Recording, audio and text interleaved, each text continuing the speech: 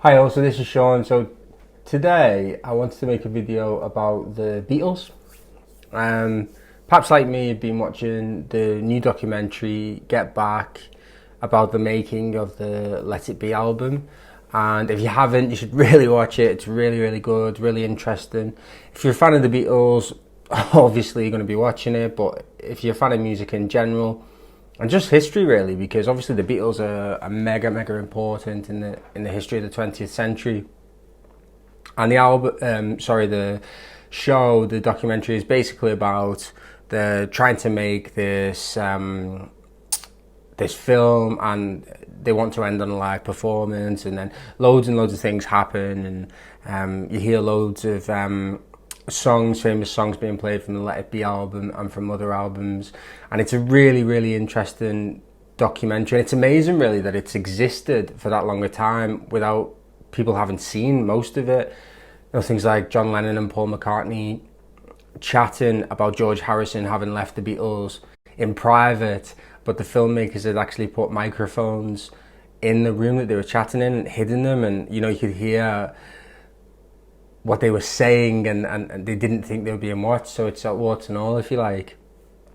I'm a huge fan of the Beatles, and particularly John Lennon. Hit me in the comments, who's your favourite Beatle and why? But obviously I wanted to make a video about their watch choices and tie it to that particular documentary. Tell me a favourite Beatles song in the comment. Tell me a favourite song of the Beatles members after they broke up. I'm really interested. I'm reading a book about John Lennon at the moment, and he's just an amazing person, a flawed individual, should we say, but the impact that he had on the world in his relatively short life was amazing. So, 4 Beatles members. What watches did they wear?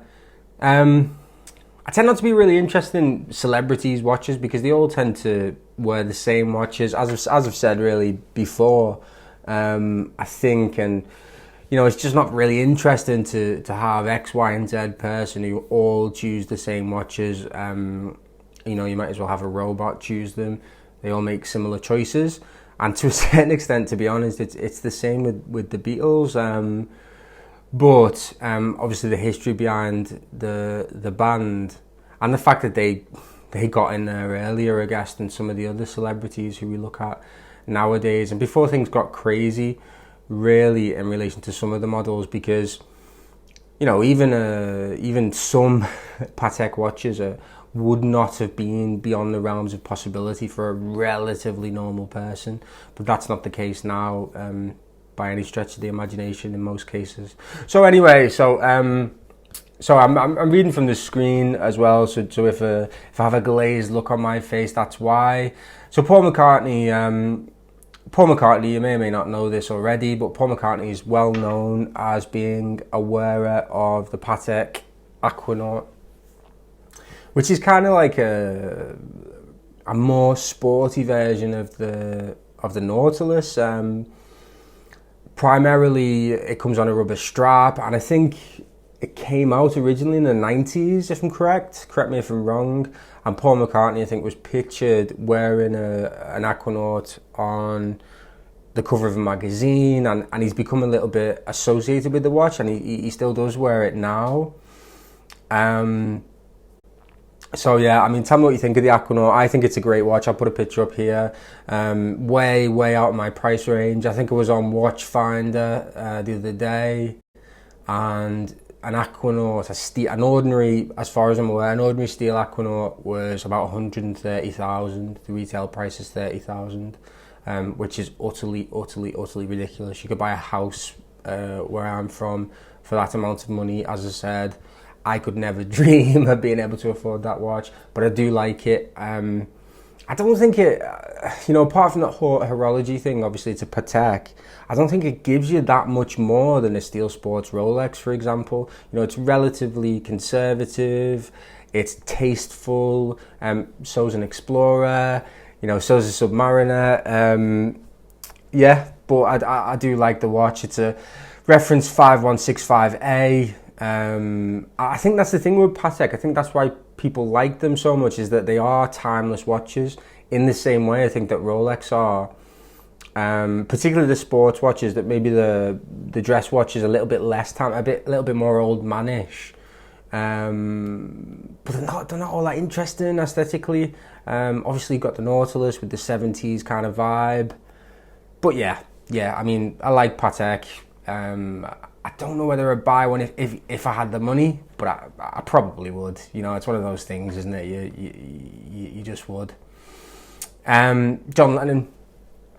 Okay, so John Lennon, perhaps strangely, really, and again, you might know this already. You know, John Lennon was known as working class hero, and imagine there's no possessions and all that sort of thing. Before his 40th birthday, apparently Yoko Ono bought him a Ref 2499 perpetual calendar. It was just 2 months before he actually died, and you'll know the story around that. And they don't know where the watch is, so if it would be found, it would be very, very, very valuable. John Lennon's watch. I think his piano that was in the Imagine video was sold for mega bucks. John Lennon's got that kind of aura surrounding him, and again, it's a nice watch. It is a beautiful watch. It is a beautiful watch, actually. Looking at it on the screen, I'm actually liking it more every second that passes. But again, I could never dream of affording one of these. I think perhaps an equivalent, a more affordable equivalent, might be something like a 60s Omega. Is it called the 321 movement? I think you can get a similar watch aesthetically. Maybe it's not a perpetual calendar, but it's a chrono. But that watch is nice. I'm not sure whether it suits kind of John Lennon's kind of persona, but he's John Lennon. He's a multimillionaire. Why not? Type thing. And then Ringo. So it's again Patek, which is kind of obvious, really. And I guess once you get a certain amount of money, why not buy a Patek, because you can afford it. Ringo had a 3448, and apparently it was Patek's first automatic perpetual calendar. It was discontinued in 1982, so we sold it, and it was really, really rare, and it was a really, really important watch, and Ringo had it. I guess a lot of these people as well, they were ahead of their time, because watch collecting perhaps wasn't a thing as much back in the day as it is now. The Aquanaut is 130 grand. Apparently Ringo Starr now wears an Aquanaut like McCartney does, which is a great watch. Part of me feels that I'm not a particularly huge fan of when people wear sports watches with smart clothes. I get it's a Patek, and you can wear it with anything. Screw them, you've got a Patek. But I think something more elegant for dressing occasions might be a good idea, but that's just my opinion. And then George, so perhaps the underappreciated member of the Beatles, given his talent, his songwriting talent, and what he went to do afterwards with All Things Must Pass and things like that. George Harrison is an interesting one, probably my favourite watch out of the list, even though he's not my favourite member of the Beatles. And I'm wearing today the watch that's most similar probably to this watch. So George Harrison, I mean, again, he's an interesting guy because he was into transcendental meditation and he was a devotee of the Maharishi Mahesh Yogi. So he, to a certain extent, he wasn't, you could say he wasn't really into material possessions. To quote one of his songs, not a thing in this world do I own. But having said that, picture of him wearing a Cartier Bay Noir, which is a lovely watch. I just on his wrist, it looks so elegant. It's so cool. That's the thing about, I think the difference between Patek and Cartier is that Cartier for me makes art that you wear, whereas Patek's watches are quite utilitarian and conservative and old-fashioned in a sense. Whereas that Bay Noir still looks groundbreaking, and I think the picture that I'm looking at here is from the 60s. So yeah, so those are the Beatles watches. Tell me which one is your favourite, both the man and the watch.